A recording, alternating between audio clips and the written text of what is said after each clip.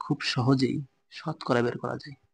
শুধুমাত্র 10% বেলায় দশমিক বিন্দু এক ঘর আসবে বামের দিকে, শুধুমাত্র 10%। তাছাড়া অন্য যত পার্সেন্টের কথাই বলা হোক না কেন, দশমিক বিন্দু 2 ঘর চলে আসবে। অন্য সকল দশমিকের বেলায় কত আসবে? কিভাবে খুব সহজেই পার্সেন্ট বের করা যায়। পার্সেন্ট বের করার জন্য আমাদের প্রথমে খেয়াল রাখতে হবে 2000-এর 10%।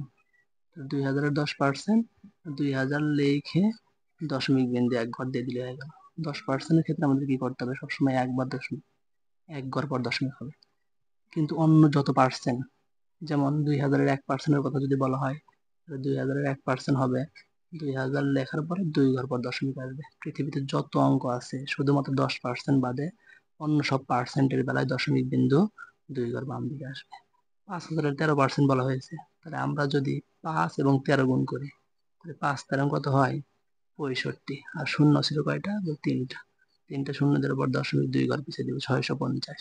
তাহলে 5000-এর 13% হবে 650। একইভাবে 5000-এর 15% কত হবে? আপনারা সকলে কমেন্টে জানিয়ে দিবেন যে 5000-এর 13% কত হয়।